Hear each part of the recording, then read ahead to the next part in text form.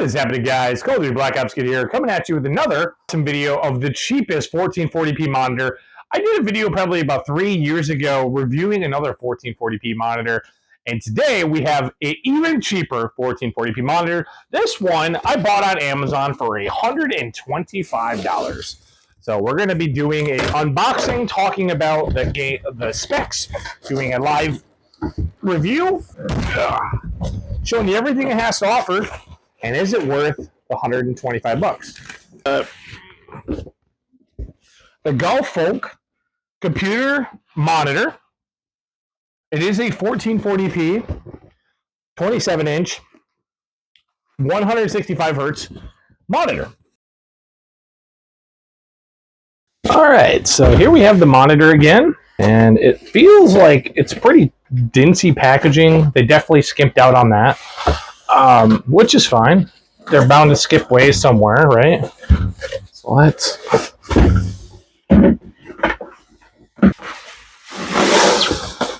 see what all it comes with. It comes with a HDMI cord, so that's good. DisplayPort cable, even better. A little stand, pretty dingy, pretty flimsy, fragileness. Not metal, it's like cast iron maybe. You have a AC power brick and very flat. It's a very flat panel if you look at the side here. It's pretty thin. It's not super duper thick. It does have a screen protector on it, so I mean that's a plus. It does have two display ports, two HDMI, and then obviously a barrel plug for the head. We've got some buttons in the back here for power, menu buttons, up and down, select, things like that. So it does use a VESA mount. It can be VESA mounted. It uses a 90mm VESA mount, and then this button presses to pop that out. So that's pretty cool. Pretty easy setup so far. I mean, it's, again, I don't think it's any frills. It's nothing super crazy, and also like not something that's overly engineered, I don't think.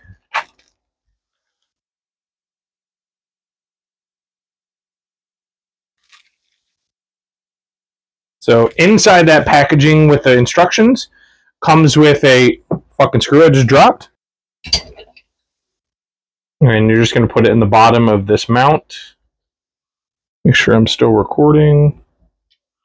My voice, yep, looks like good. So we're just going to put this here on the bottom, maybe.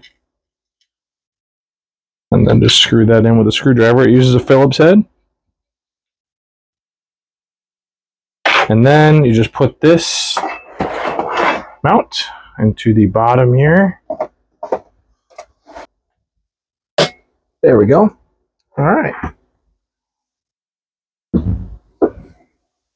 Okay, so we're powering this on for the first time. Okay, so it auto has automatic source. It detected HDMI 2. The backlight dimming, it looks like this side is definitely like got the bleed, the LED bleed on this side, and maybe this side. Once it kind of fades out, kind of everywhere. It's not too bad, honestly. It could be a lot worse. Bottom is power. Top one is displaying the OSD or the menu buttons. These are up and down, and this is the select button. This is also the source button, so if you click this while the monitor is on, it's going to be displaying an HDMI or auto-sourced or whatever it might be. We're check to see. It does look like it has its own speakers.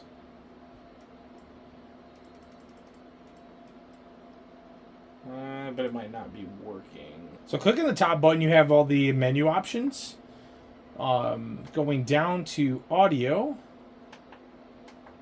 Looks like the volume is on. Let me turn this all the way up.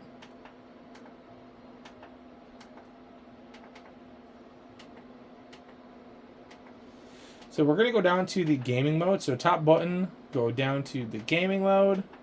We have overdrive, adaptive sync, aim point. I turn overdrive on extreme.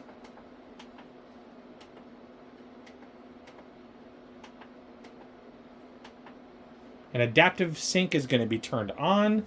That usually makes the games look a lot better, things like that. So it's also got blue light and HDR. We'll touch the HDR, but Windows sometimes doesn't like HDR content, so that's what that will be.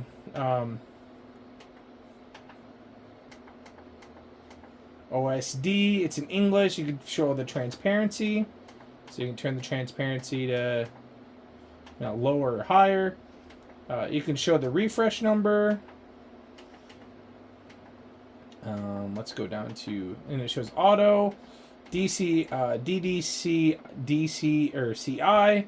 That just shows you the input latency. And if it's on auto,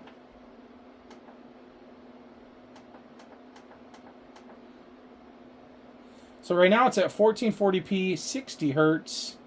Let's see if we can change the display settings. And let's go to advanced display.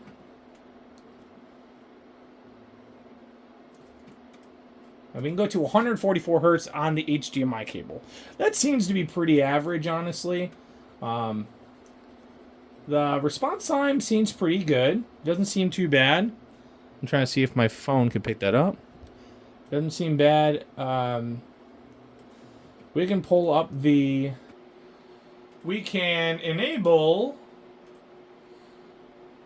these frames. So what this means, this top line right here is 144 hertz. This is 72, and this is 36. In my personal opinion, 36 frames per second at this mode makes these lines blurry in terms of slow motion. So at lower frame rates, our monitor is going to impede on more clarity. So as you increase the frames, this is just basic frame analogy here.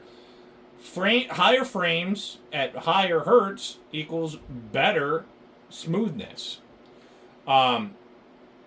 Yeah.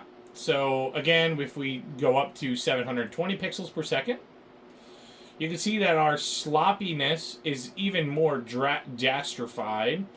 Again, I don't know if this is picking it up, but if we pull to the back of the background, you can see these big bleed marks here. So here, enabled here, in this section as well, and in this section as well.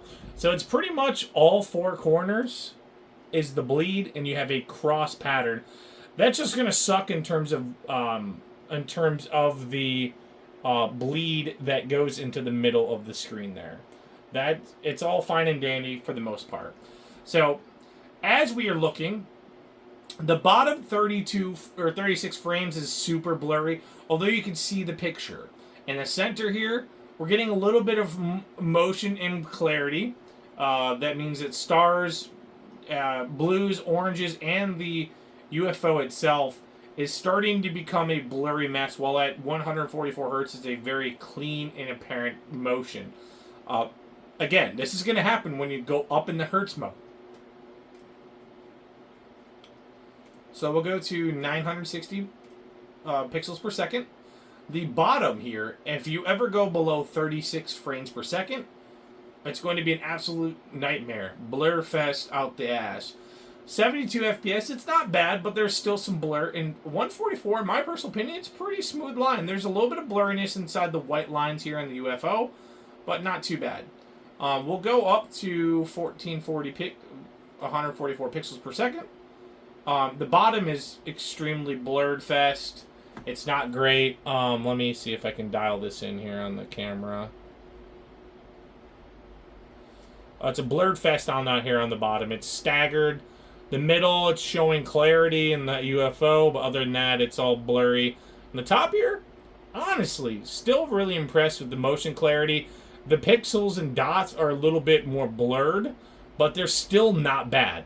Very impressive for a very cheap monitor. Again, the biggest problem that I'm having with this so far is the very apparent top smearing on the tops and bottom smearing down here in these corner sections. Does our monitor support ICC color profiles? Yes is green, red is no. Can your monitor display a wide color gamut? If you see a uniform red square, your monitor cannot display a wide gamut of colors. If you see a W inside the square, your monitor is a wide gamut. I don't see a W, so that's unfortunate. How far from sRGB is your display color gamut? Pro photo tagged image. This is more the difference you see inside the squares. The further display gamut is from sRGB standard. And for me, this is definitely red, green, and blue. This is like a duller red, duller green, and duller blue. This is definitely a like almost lighter green, lighter red, and lighter blue. So it looks like it's ready for WebV, HVIF, but does not support HEIC and JPEG extra large. Basically, what that means is it doesn't distinct brighter and lower bright, or it doesn't. It has a harder time with H.264 brightness of colors, which is whatever. But it also can't. It does it very fast, so the colors may not be super accurate, but they are indeed fast images. Down here in the image SDR, you'll see a difference between sRGB and non-sRGB, what they call display 3. You won't see much of a difference if the sRGB is pretty native or color resistant. And again, it's from a camera perspective, it's hard to distinguish these colors indistinguishably. But there are distinguished colors within there. It's not super duper noticeable, but it's determining whether it's bright or dark in terms of that. And this honestly looks really, really good. Some of the blurring, some of the background isn't super duper clear, but honestly, for how everything looks, I mean, it doesn't look bad. It's pretty damn clear, I would say.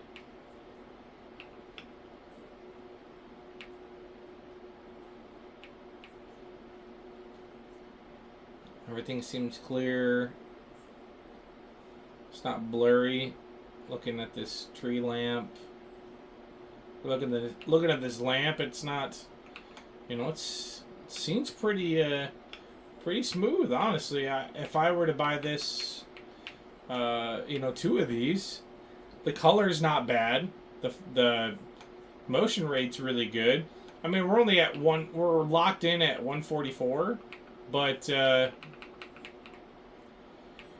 for 144 hertz on the display on the HDMI, if you're doing a console, this would be great for a console, honestly. And it gets you, you're paying just about as much for a 1080p monitor too. So yeah, this is honestly great.